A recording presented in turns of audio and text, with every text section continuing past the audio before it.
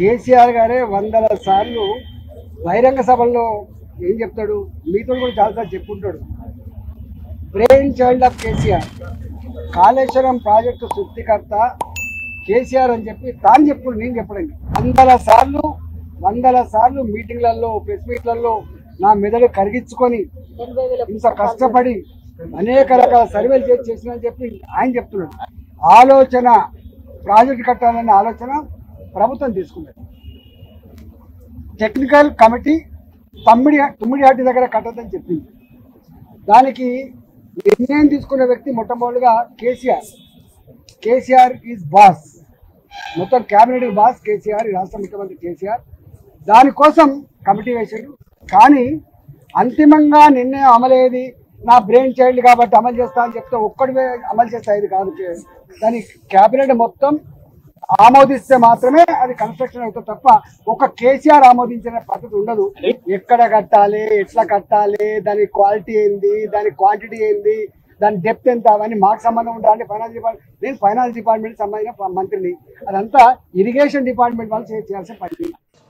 కాళేశ్వరంను కొంతమంది ఇవాళ పిచ్చి పిచ్చిగా కూలేశ్వరం అని మాట్లాడుతున్నారు. మొన్ననే నేను ప్రజెంటేషన్ లో కూడా సవివరంగా చెప్పాను. కాళేశ్వరంలో 100 భాగాలు ఉన్నాయి. 100 భాగాలు అన్ని ఇంటాక్ట్ ఉన్నాయి. లైక్ ఇప్పుడు మనం మొన్న అనుకున్నట్టుగా 3 బ్యారేజీల్లో, అదేవిధంగా కాళేశ్వరంలో 16 రిజర్వాయర్లు, 19 సబ్స్టేషన్లు, 21 పంప్ హౌస్లు, 203 కిలోమీటర్ల గ్రావిటీ టనెళ్లు, 98 కిలోమీటర్ల ప్రెషర్ మెయిన్స్, 1531 కిలోమీటర్ల గ్రావిటీ కెనాల్స్, ఇవన్నీ కూడా ఇంటాక్ట్ ఉన్నాయి. ఒకవైపు ముఖ్యమంత్రి గారు మొన్న పోయి గంధమల్లకు శంకుస్థాపన చేశారు. మరి గంధమల్లకు నీళ్లు ఎక్కడి నుంచి పోతాయి? మల్లన్న సాగర్ నుంచి పోతాయి. మల్లన్న సాగర్ ఎక్కడిది? కాళేశ్వరంలో అంతర్భాగం. ఇంకొక వైపు హైదరాబాద్ కు మూసీ సుందరీకరణకు నీళ్లు తెస్తా అంటున్నారు. ఎక్కడి నుంచి తెస్తా అంటున్నారు? మూసీకి హైదరాబాద్ కు 30 టీఎంసీల నీళ్లు తెస్తామంటున్నారు. మల్లన్న సాగర్ నుంచి తెస్తామంటున్నారు. మల్లన్న సాగర్ ఎక్కడిది? కాళేశ్వరంలో అంతర్భాగం. అంటే ఇంత స్పష్టంగా ఒకవైపు ప్రభుత్వమే కాళేశ్వరం మీద ఆధారపడి హైదరాబాద్ కు 30 టీఎంసీల నీళ్లు తేవడానికి టెండర్లు పిలుస్తుంది. ఇంకొక వైపు మల్లన్న సాగర్ మీద ఆధారపడ్డ గంధమల్లకు టెండర్లు పిలిచి ముఖ్యమంత్రి శంకుస్థాపన చేస్తారు. ఇంకొక వైపు కాళేశ్వరం కూలింది, కుప్పగూలింది, కాళేశ్వరం లేదు అంటారు. అంటే ఇవాళ ప్రభుత్వం డొల్లతనం పూర్తిగా బయటపడ్డది. ఎప్పటికైనా కాళేశ్వరమే తెలంగాణకు లైఫ్ లైన్, జీవధార అనేది ఇవాళ ప్రజలకు స్పష్టమైంది. కమిషన్ ముందు కూడా చాలా వివరంగా అన్ని కూడా మేము ఏది నోటి మాటగా చెప్పలే, విత్ డాక్యుమెంటరీ ఎవిడెన్స్, సాక్ష్యాధారాలతో సహా గత ప్రభుత్వంలో తీసుకున్న నిర్ణయాలు, సిడబ్ల్యూసి రిపోర్ట్లు, వ్యాప్కోస్ రిపోర్ట్లు, కేబినెట్ నిర్ణయాలు అన్ని కూడా ఆధారాలతో సహా కమిషన్ కోరిన విధంగా మేము సబ్మిట్ చేయడం జరిగింది. కోమటిరెడ్డి వెంకటరెడ్డి, శ్రీధర్ బాబు వీళ్లే తెలంగాణ ప్రాంతం నుంచి మంత్రులుగా ఉన్నారు. మీరు పట్టించుకోలే, 7 ఏళ్లు మీరు చేయలే. బట్ అయినా మేము అన్ని రకాలుగా ప్రయత్నం చేశాం.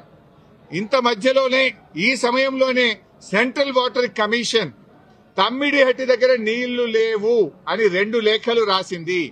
2 లేఖల్లో స్పష్టంగా అక్కడ నీటి లభ్యత తక్కువ ఉంది, మీరు ప్రత్యామ్నాయం చూసుకోండి అని మనకు కేంద్ర సిడబ్ల్యూసి మనకు చెప్పడం జరిగింది. అదేవిధంగా అదే సిడబ్ల్యూసి మీరు కట్టిన రిజర్వాయర్లు తక్కువ ఉన్నాయి, రిజర్వాయర్ల సంఖ్య పెంచుకోండి అని కూడా చెప్పింది. ఇవన్నీ లెటర్లు కూడా ఈరోజు కమిషన్ కి ఇచ్చాం. సిడబ్ల్యూసి నుంచి వచ్చిన 3 లేఖలు ఈరోజు కమిషన్ కి ఇచ్చాం. అప్పుడు కూడా కేసీఆర్ గారు ఒకవైపు మహారాష్ట్ర ఒప్పుకోవడం లేదు, రెండవ వైపు నీళ్లే లేవు. ఈ పరిస్థితుల్లో ఏం చేయాలని కేంద్ర ప్రభుత్వ సంస్థ వ్యాప్కోస్ కు కేసీఆర్ గారు మరి ఏం చేయాలో ప్రత్యామ్నాయం సూచించండి అని వ్యాప్కోస్ కు మేము ఇవ్వడం జరిగింది. వ్యాప్కోస్ ఎవరో అల్లాటప్ప సంస్థ కాదు, అది సిడబ్ల్యూసిలో అంతర్భాగము, కేంద్ర జలవనరుల శాఖలో అంతర్భాగము.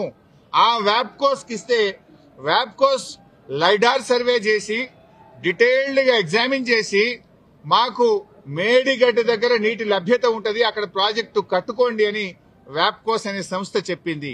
ఆ వివరాలు కూడా కమిషన్ కి అందించాం. సో వ్యాప్కోస్ నివేదిక మేరకు, సెంట్రల్ వాటర్ కమిషన్ సూచనల మేరకు మహారాష్ట్ర ఒప్పుకోకపోవడం వల్ల మన ఇంజనీర్ల రికమెండేషన్ మేరకు ఆనాడు రాష్ట్ర ప్రభుత్వం నీళ్లు లేని చోట నుంచి నీళ్లున్న చోటకు మేడిగడ్డ ప్రాజెక్టుకు రూపకల్పన చేశాం. మీరు ఆనాడు నీళ్లు వాటర్ కమిషన్ లెటర్లు, మహారాష్ట్ర ముఖ్యమంత్రి రాసిన లెటరు అన్నింటినీ కూడా కమిషన్ కు పూర్తి ఆధారాలతో సహా సమర్పించడం జరిగింది. ఎందుకు మార్చవలసి వచ్చిందో సవివరంగా చెప్పేటువంటి ప్రయత్నం మేము చేయడం జరిగింది. కాళేశ్వరం కార్పొరేషన్